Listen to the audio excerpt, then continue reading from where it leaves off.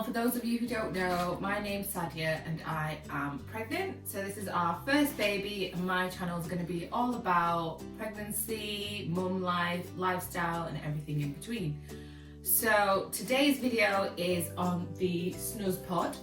So me and my husband did quite a bit of research about what co-sleeper would be best for us.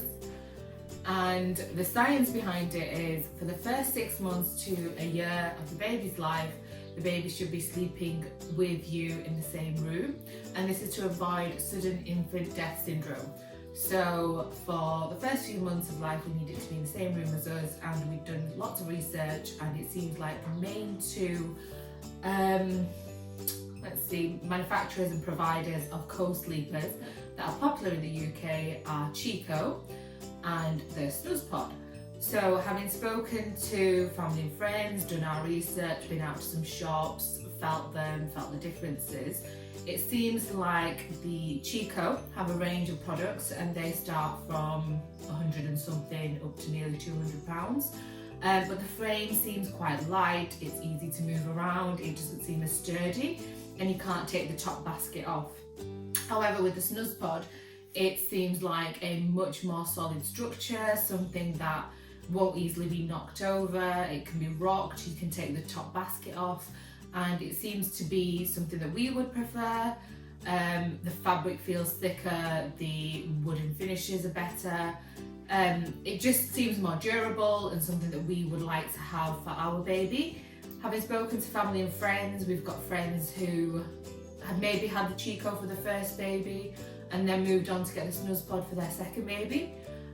So if you're thinking of having more than one child, it'd probably be better to invest in the Snuzpod to begin with. So ours is here, it came yesterday. We've not opened it, so we thought what we'd do today is open it and run through it with you, see what's included and how easy it is to put together. So we bought this in a package deal and it's £229 at the moment. For the Snuzpod 3, it comes with the Snuz Pocket, the Cloud, a fitted sheet and two fitted sheets and a mattress protector.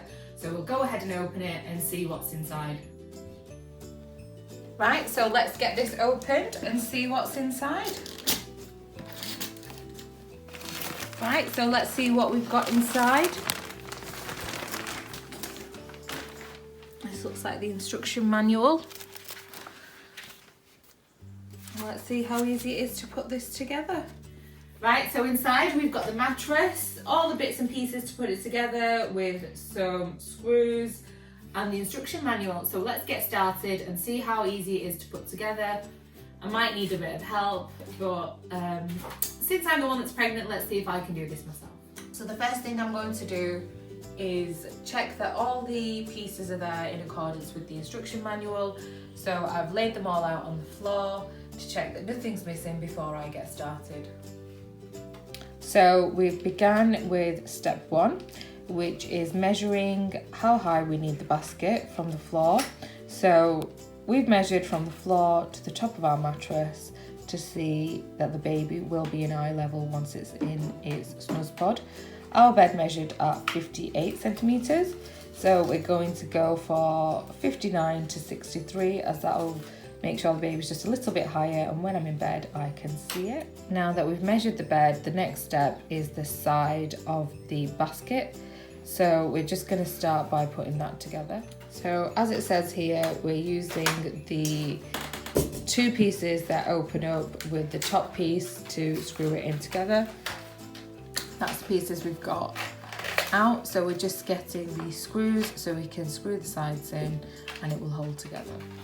So we've got the pieces out, so the pieces that open to be the side of the basket and the top piece that goes along to be connected with it.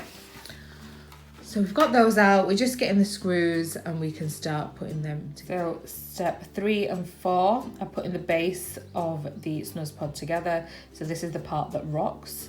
So as you can see at step 3, there's 2 of those and 2 of the straighter things that go along the top so we can put the bassinet into there. we've got the pieces out, and I've got all the screws as well that need to go into there. So we're just going to do that now. So I've just done that step. That was super easy. As you can see, that's what it should look like, and that is what mine now looks like. So that is for both sides. So I've just done that step. So this is for both the sides that sit on the floor. It's super easy. The height of your bed is measured with those holes that are made on the inside, as you can see. So we've gone with the top one. And so for step 3, we're just attaching the straight bit that holds the bassinet on top of the rocking base. So there's 4 large screws and 4 bolts, and you're provided with an Allen key to just put those in there and tighten them up. Right, so we've done S4, or is it 5-4 on there. So those are the bases. There's 2 of them, and we've just attached the top straight bit that has the bassinet sitting on top of it. So the easiest way to know which way you put in the screws and the bolts is we've put the bit that's got the top 3 holes, and those holes at the bottom, as you can see, they go on the same side, and then that corresponds with the instructions. So I'm now on step 5, and as you can see, this involves putting lots of the pieces into the base so it can connect with the other side, and the cot can then sit on top. So you can see that I've done the top piece, and that's now flush, and the one to the right.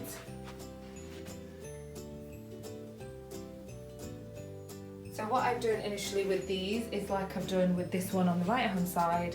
I loosely popped it in, and as you can see at the bottom there's just a bit of space there. It's not fully in, but once you start putting the screw in the other side and tighten it with the Allen key, it will become flush like the other 2. So that's step 5 that I have now completed. So the base is looking like this. There were 4 small poles and 3 small rectangular pieces that are there. There's 2 longer poles and 2 longer rectangular pieces, but just make sure that you've used the smaller ones when you're putting them in. And when I went on to screw these in, So the next step is step 6. And the box came with some of the cot and the material that goes to the bottom.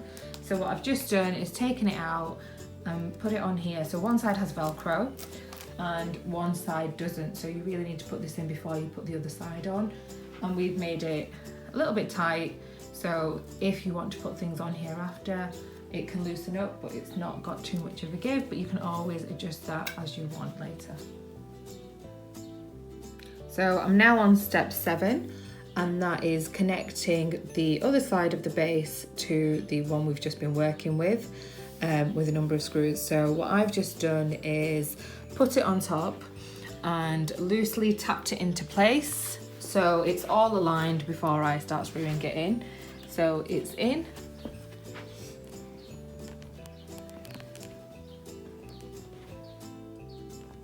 All the way around, and we just need to put a few screws in to hold this into place, which I'll do now. So that's the base done. I've just put 7 screws into the sides of this. So there's 3 at the top, 4 at the bottom, as you can see. It was easier to do the cylindrical pieces as they were already aligned, but that's the base done. So that's the base done. It's looking good and it rocks. So yeah, excited with that. So now we're just going to work on the top of the cot. So I've just put these pieces in, so it's give it a little bit more shape.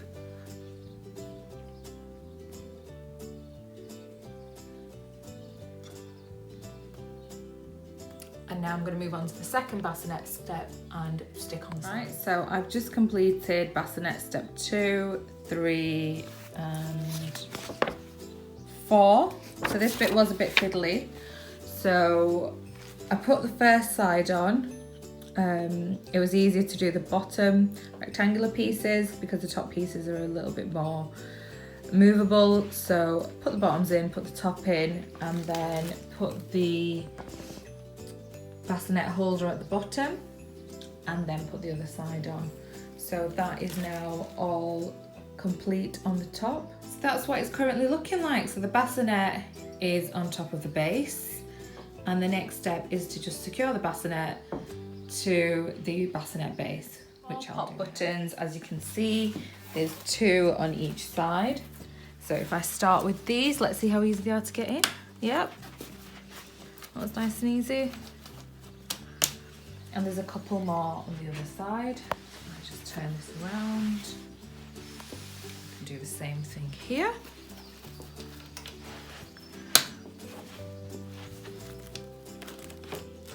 There we go. So that's nice and tight now, and the baby will be nice and secure in there. So we're now on step B6, and this involves putting the metal rods through the top of the bassinet to give it a bit more structure. So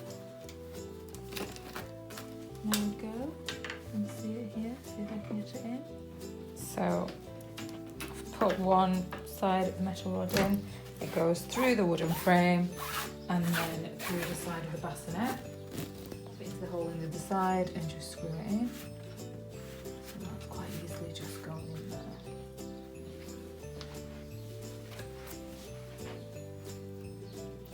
Alright, so that is the Snuzpod built and done. It wasn't too long, it took about an hour. I did get a little bit of help from my husband just to hold some stuff up. I'm 30 weeks pregnant and I've done it on my own. It's not very heavy, it's easy to move, it rocks. So once you've built it all, you will end up with a piece of wood left and a couple of screws. So this is the reflux leg.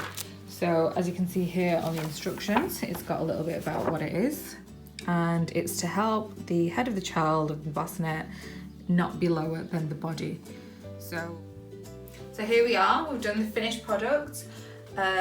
We finished it and then put the last step of the reflux leg, which is detailed here. So the idea is that a newborn baby should not have its head lower than its body. So if you have a look at the bottom of the crib, you can see that it's there. The thing is, it does stop it now rocking, but I think when the baby's initially born, it would be better to have it in this position. So really happy with the product. It's only taken about an hour for us to put it together. I did get some help from my husband for the fiddly bits, but it is quite light. So even at 30 weeks pregnant, I managed to do most of it myself. The bassinet comes off. So if I want to move around the house, take the baby with me, I can do so, and then I can just bring it back upstairs at night for it to sleep. So that's quite easy to do. Oh, there we go. The reflux leg can be taken off, so if baby gets a little bit bigger and I feel like I don't need it, I can always remove that and it will have the rocking feature. So the Snuzpod is done, and the only things left are these straps to attach them to the bed. So ours is a frame style bed, and what we need to do is just attach them to the frame. So baby's not due for a couple of months yet, but we wanted to have everything ready. So what we'll do is keep these in the Snuzpod, and then once we are ready to move it into our bed, we can put it in there. That's for a divan style solid bed base attachment strap, so that's good. So whatever bed you've got, it should be able to strap onto it. That's what it should look like, and then you're not worried about the cot moving.